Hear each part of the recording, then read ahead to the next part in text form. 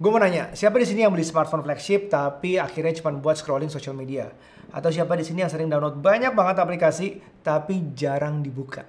Ya gue yakin dari kita pasti ada lah ya, termasuk mungkin gue dulu. Nah gimana terus kalau di masa depan kita punya satu device yang bisa gantiin fungsi smartphone tanpa distraksi? Device itu udah ada, nggak di gue tapi udah ada. Yuk kita bahas. Sekitar seminggu lalu dari saat video ini direkam, company bernama Rabbit meluncurkan AI hardware. Iya, AI dalam suatu hardware terpisah. Namanya Rabbit R1. Tujuan dari device ini adalah ngebantu user untuk ngelakuin suatu action tanpa buka aplikasi. Tinggal ngomong aja pula, semuanya bisa. Lagi-lagi tanpa distraksi. Di teaser produknya Rabbit nunjukin bahwa device ini udah bisa untuk pesan Uber, mulai rutin pagi, putar lagu favorit di Spotify, dan masih banyak lagi. Lah, terus bedanya apa sama Siri atau Google Assistant? Ngapain juga kok keluarin duit $200 atau 3 jutaan untuk buat itu aja? Eits, tahan dulu. Buat yang mau tahu, gini.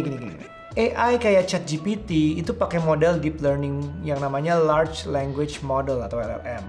Dia bisa ngerti apa yang kita ucapin dan jawab pertanyaan-pertanyaan kita. Nah, kalau si Rabbit ini dia pakai Large Action Model atau LAM. Yang keren dari LAM ini, dia bisa melakukan suatu aksi tertentu di background dengan sendirinya. Kalau kalian mungkin pernah dengar makro, kurang lebih kayak gitu, cuma nggak kelihatan. Keren nggak? Di demonya, Rabbit memperkenalkan Rabbit Hole. Waduh, Rabbit Hole. Ini semacam tempat kita konekin aplikasi atau services yang biasa ada sudah kita install di smartphone kita. Contohnya Spotify, tinggal login. Terus si Rabbit R1 ini bisa ngasih akses ke semua lagu-lagu yang kita subscribe. Ada di Spotify account kita.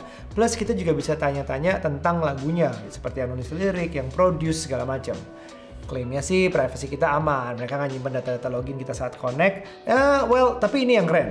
Tadi gue bahas soal LAM atau LAM. Nah ternyata kita bisa latih si Rabbit ini untuk ngelakuin suatu action, namanya teach mode. Ya namanya AI ya. Contohnya ngelatih R1 gimana caranya generate gambar AI di Midjourney lewat Discord. R1 ini bisa ngerjain perintah kita yang kompleks. Gini deh, kayaknya lebih seru kalau gue tunjukin langsung. For example, if I want to plan a trip to London, I can just describe what I wish in full to R1.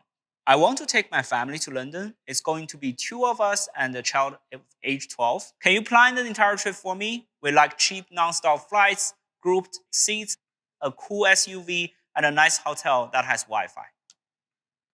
Exploring ticketing options to make your trip a reality.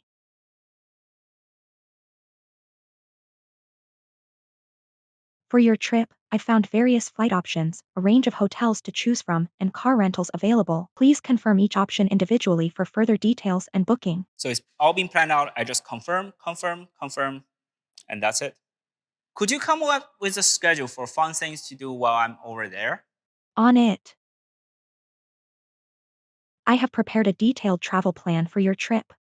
In summary, you will be exploring London's iconic landmarks, visiting museums, enjoying delicious meals at local restaurants. Navigation details are also prepared, and I can help you book tickets for any events you'd like to attend. R1 just planned the entire trip for me. That's awesome. But it seems like this is a little bit too intense. Can you plan an easy schedule for us? Sure, I'm working on it. Please take a look at it and let me know what you think.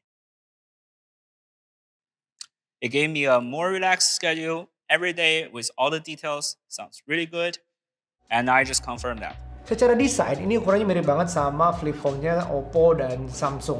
Ada touchscreen-nya yang 2.88 inch kecil, ada tombol push to talk-nya di sampingnya, ada analog scroll wheel, dan ada SIM card slot yang support 4G. Dan kameranya itu 8 megapiksel dan bisa di-rotate 360 derajat, yang mereka sebut Rabbit Eye, yang bisa scan surrounding kayak, ya pakai AI lagi, Google Lens. Nah kalau belum nonton produk trailernya, silakan ditonton. Menurut gue, I have so many questions about this. Yang sebenarnya, ya mungkin questions itu bisa gue jawab sendiri ya, gue asumsikan sendiri. Gue gak punya produknya sekarang, gue pengen nyobain tapi belum. Gini, pertanyaan pertama gue, kenapa nggak jadi apps aja? Satu apps yang universal diinstal di iOS atau Android, terus subscribe deh apps itu. Ya mungkin Rabbit akan jawab, dia akan coba lakuin adalah menghilangkan distraksi dari semua aplikasi yang ada.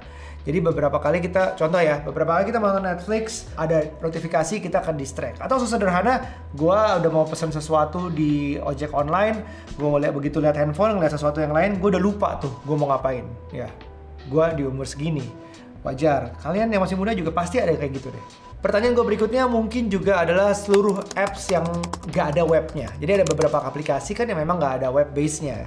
Apakah mereka nyambungnya lewat portal secara web base, terus kalau yang nggak ada web base-nya gimana? Karena gue kayak pakai Gojek, Grab, fitness application gue, dan juga ada Nafas, ada Aura.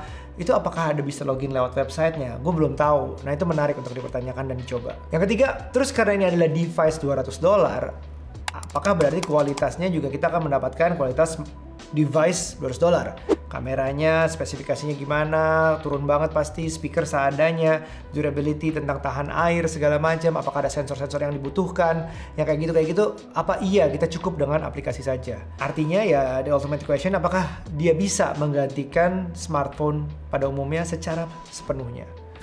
Dan terakhir soal AI ini gue ya, mungkin beda dengan yang lain. Tapi gue merasa masih sedikit ngeri dengan cepatnya perkembangan AI ini. Kayak ngebut banget gitu. Gue masih ada elemen pengen kontrol apapun yang gue mau. Maksudnya kayak gue menggunakan device, gue yang mengontrol device itu. Bukan gue yang dikontrol. Atau gue yang, kok device-nya bisa kayak gini, bisa lebih pintar di luar kuasa kita. Hal-hal seperti itu yang merasa, walaupun gue tech geek ya, gue tech enthusiast, gue suka banget ngelihat teknologi dan perkembangannya. Gue merasa AI takut.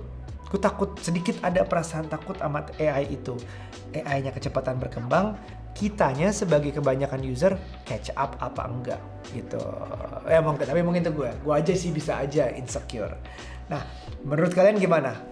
Rabbit ini akan menggantikan smartphone, Rabbit ini akan berguna apa enggak, sampai segimana jauhnya? Kalian bisa tulis di kolom komentar, kita bahas yuk. Nanti gue coba jawab-jawabin yang menarik, kita diskusi di situ.